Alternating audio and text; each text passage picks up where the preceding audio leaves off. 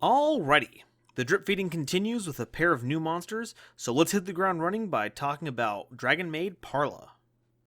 Like Laudry, she's also a dragon, but the rest of her stats are a little shuffled around. Parla is level 3 with a wind attribute and rocks 500 attack and 1700 defense.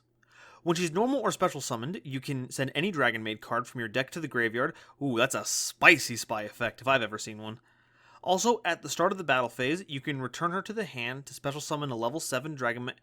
Wait, level 8? No! No. Okay. Okay, it's fine. It's fine. I mean, I used to be under the impression that vampires would make a bigger splash in the meta because of years of incidental zombie support, but the deck that had to play around the biggest restriction in all of Yu-Gi-Oh! Has been a meta powerhouse ever since it's been out, so what I'm saying is that my evaluations about what does and doesn't make a good archetype can always use a little tweaking.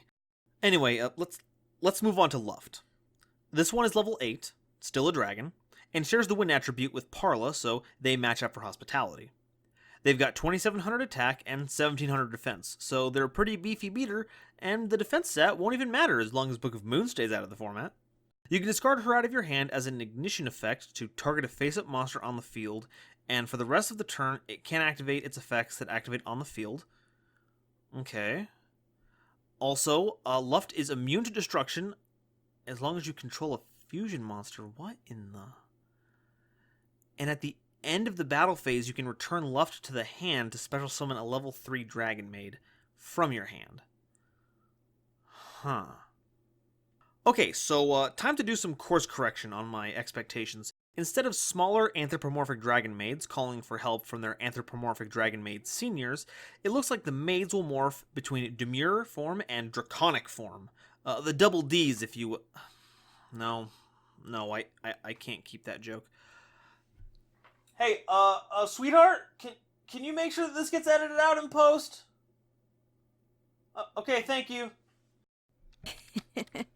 Yeah, I'm not gonna edit this out. He has to pay for his sins.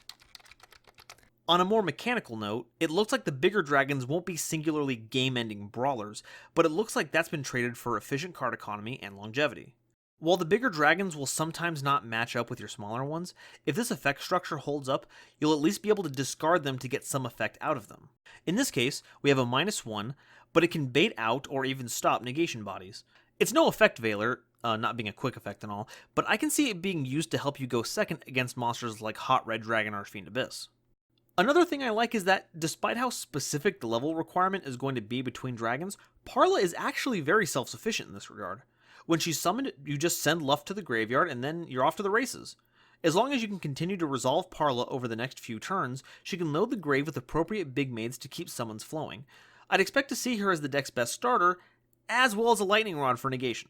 The big dragons also have the option to go back to your hand at the end of the battle phase to summon the smaller counterpart, and I started out thinking that this was just a thematic effect that you should never really resolve, but the more I thought about it, the more layers kept coming up.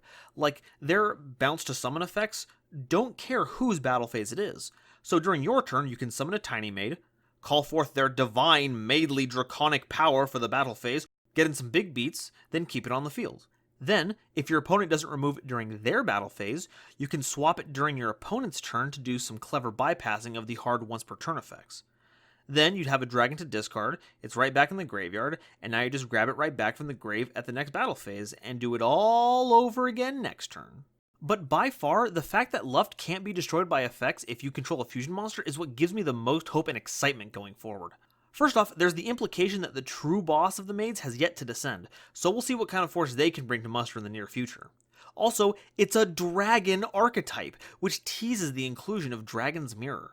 If that becomes a viable fusion card for the deck, drawing it with Laudry could be a complete blowout, opening up the possibility of milling all the materials you need to bring out this mystery matron of maiden maids. And then there's the fact that it doesn't specify what kind of fusion monster, just that it has to be one. So that leaves open tasty deck building opportunities.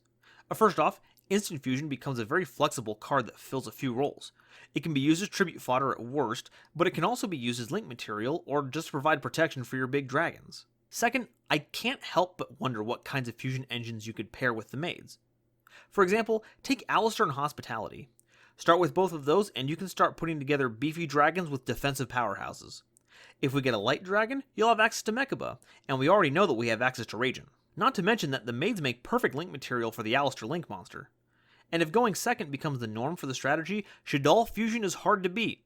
You can yard any big dragon that matches up with your little dragons, make a big fusion monster while you're at it, and if worst comes to worst, well, you can always just link it away to get Shaddoll fusion back.